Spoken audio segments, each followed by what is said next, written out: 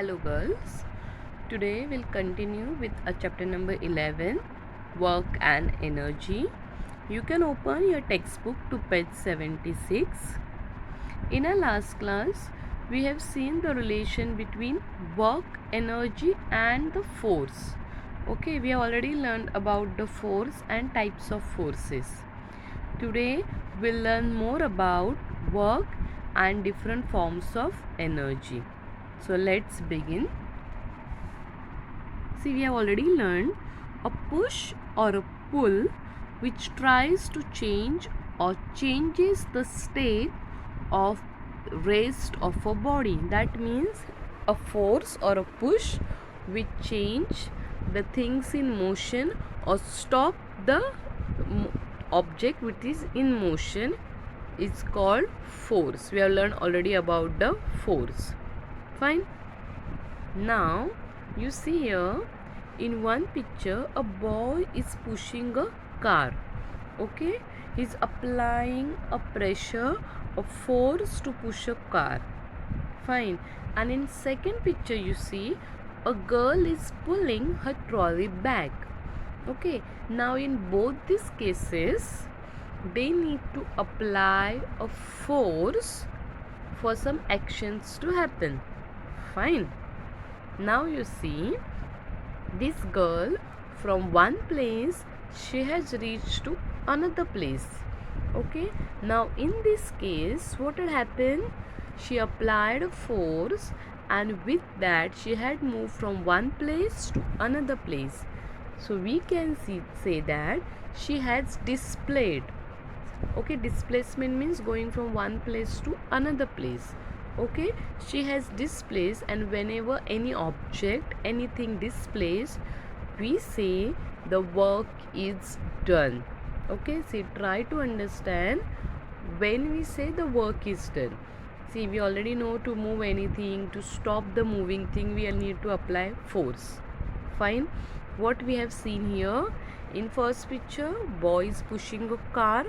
Okay, he's applying a force to push a car, to push the car in motion, and the girl is also pulling her trolley bag. So to pull she has to apply a pressure. Okay, she needs energy or force.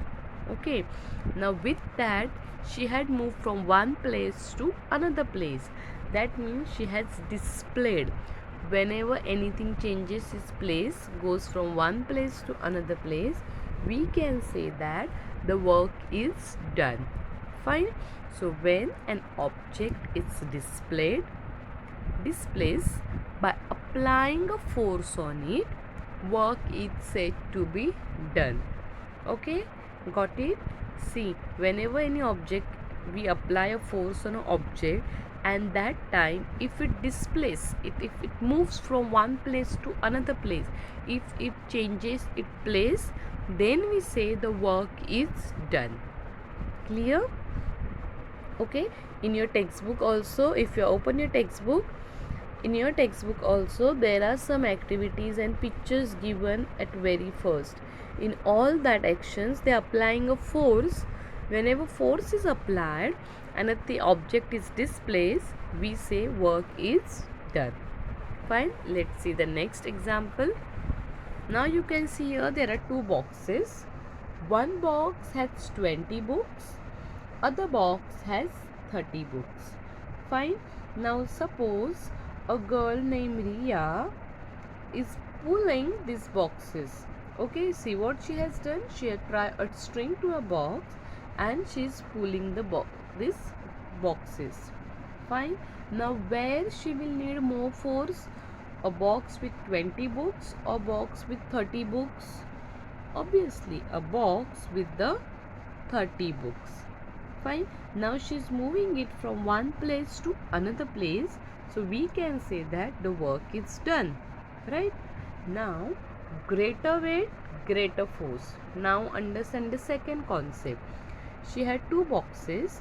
For which box she had to apply more pressure, more force? Obviously for the box with the 30 books. So greater weight, greater force. That means more weight, more force. If less weight, we have to apply less force.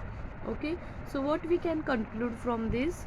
So we conclude that more work is done for same displacement when more force is applied to perform the work. Okay, now how we measure the work? More work is done for the same displacement. That means suppose both the boxes had moved from one end to other end. If they have moved the same distance, both the boxes, but for moving both the boxes, the force which she required to pull the box was different. Fine. The box with 20 books required less force and the box with 30 books required more force. Okay, displacement is same. They were carried from one place to another place, same distance. So we say more work is done when same displacement, the distance which is covered from one place to another place is same, but the force applied is different. For more work, more force. Fine. And if the same force is applied for more displacement, the more work is done by the force. Okay, so this is how they are interrelated. We say more work is done when more force is applied. Fine. And when you apply more force, when you do more work, you feel more tired, right? Same way. So if same force is applied, if for the both the thing, for both the boxes, if she applied the same force, suppose let's see, both the boxes have 20 books. So if both the boxes have 20 books, she will apply the same force for both the boxes to move. But one box she took 1 meter, and suppose another box she carried 2 meters, so the displacement is more for second box.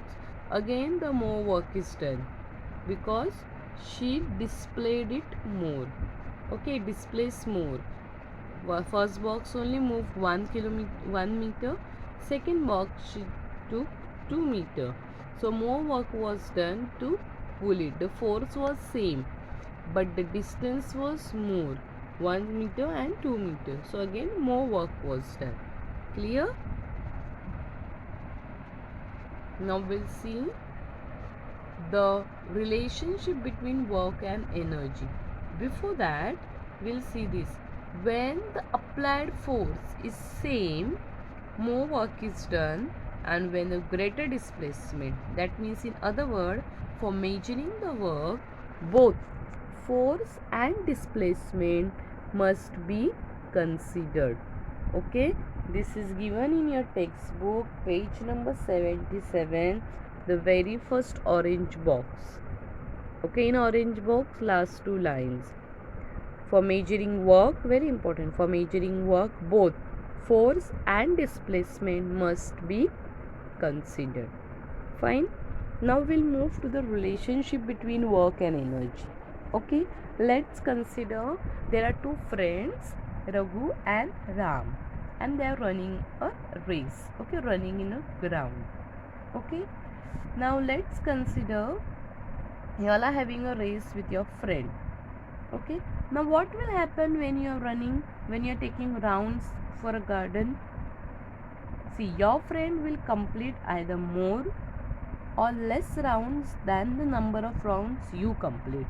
Okay, the number of rounds will not be the same. Fine.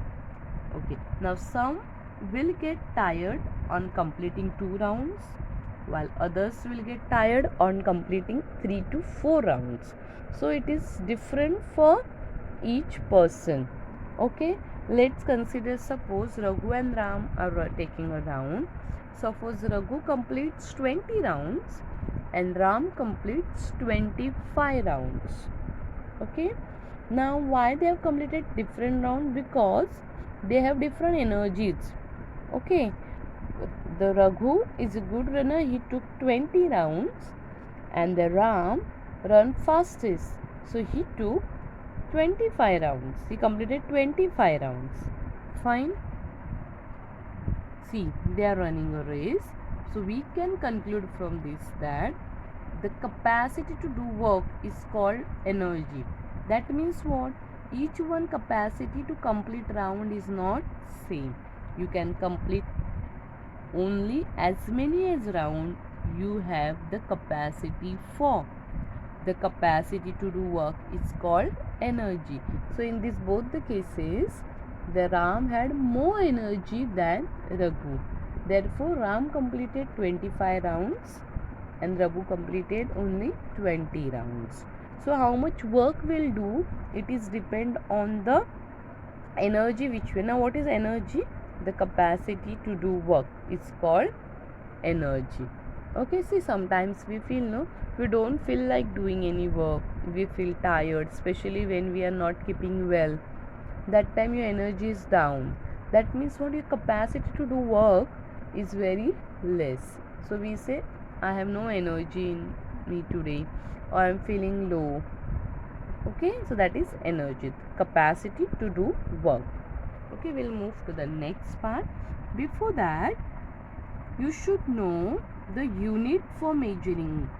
So the units of work and energy are the same. Work and energy are both measured in the unit joule in SI units. Fine, it is given in your textbook page 77 into Fine. So what is the unit of measuring work and energy? It is joule. Now we'll move to the next part. Okay, now see, this energy is never constant. It is always changing from one form to another form. So today now we'll learn different forms of energy. Okay, let's take this example. See, first one is mechanical energy. Okay, the energy used for doing mechanical work is called mechanical energy. Let's take example of a jumping from a hurdle. Okay, now see, there are two types of mechanical energy: potential energy and kinetic energy. You can refer your textbook page number 78 for this. Okay, we'll learn two types of mechanical energy, that is potential energy and kinetic energy. We'll see them one by one. First, we'll see potential energy. See, try to understand now. Look at the picture. You can see there is one wall, and on the ground one bucket is kept. Okay, now bucket will not move unless we apply a force to it and we make it move.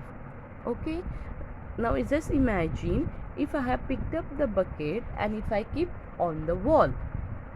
Okay, what will say? The bucket has shown a displacement. I picked up the bucket and kept it on a wall. Okay, now to pick up the bucket I have used a force. Okay, and the bucket has displaced. That means the work is done. The bucket has moved from one place to another place. Okay, so I applied force, I applied energy, and with that force and energy I kept the bucket on the wall. Okay, so your work. Now in this, the bucket is taken from a ground to the wall. Now in this case, the displacement of a bucket has taken place. With the force which I have applied, the bucket has moved from the ground to the wall. Okay, it has displaced, that means work is done. Now while doing so, some energy had stored in the bucket. Now that energy is called potential energy. See, the energy which is stored in an object due to a specific state or position of that object is called potential energy. Fine. Energy which is stored in an object due to specific state or a position of that object is called potential energy. Fine. Okay, that means whenever you, or you can take an example of a rubber band. When you stretch a rubber band, you apply a force in it. Fine, and when you release it, it goes back to its original place. So when you stretch a rubber band, that time you apply force. Now when you apply a force, the energy gets stored in the rubber band. Fine, and when you release it, that the energy which is stored, that is the potential energy, that rubber uses to move back, and rubber goes back to its original position. Same thing happens with the spring also. When you pull the spring, that much energy is used, and afterwards the energy which is stored in it, that is potential energy, the spring uses that energy to go back to its original shape. Fine. So you can refine the potential energy as the energy which is stored in an object due to specific state or position of that object is called potential energy. Fine. We'll move to the next type, kinetic energy. Now let's suppose on a table there are two balls. One is red color and one is green color. Okay. Now if I apply a force to a green ball, okay, if I throw a green ball towards the red one, what will happen? The green ball will go and hit the red ball. Okay, now I have given an energy or a force, I have applied force only to a green ball. Okay, now this green ball will move forward, and as it moves, the energy which it has, when it hits the red ball, it gets pushed, and the red ball also changes its position. Okay, when the green ball hits the red ball, the energy get transfer, you can say. Okay, and you can see here in the picture, when green ball hits the red ball, the energy get transfer, and the green ball's energy is given to a red ball, and with that energy the red ball also moves, it also displays. So the work is done by the green ball also and by the red ball also. Fine. Can say that the energy obtained from motion is called kinetic energy. Clear? See, the red ball got energy from a green ball. Now green ball was in the motion, so with the motion it got hit to a red ball, and the red ball also got the energy. So you can say that energy is also always transfers. So from green ball, energy transfers to the red ball, and red ball also moved forward. So we can say the energy obtained from motion is called kinetic energy. Fine. So from your textbook I am reading the last paragraph, last orange box, that is the energy used for doing mechanical work is mechanical energy, and there are two types of mechanical energy, potential energy and kinetic energy. So you can say that potential energy is obtained due to position, fine, and kinetic energy is obtained by motion. Okay, you remember this way, potential energy is obtained by position and kinetic energy is always obtained by a motion. So if you get energy by a motion, it is called kinetic energy. Okay, an energy which is stored in something, that is the potential energy. Clear? Okay, what you will do today, you will go through this chapter, page number 76, 77 and 78. Okay, we have only completed this mechanical energy and its two types, potential energy and kinetic energy. Remaining part we will see in our next class. Till then you read the lesson thoroughly. Okay, thank you girls and take care.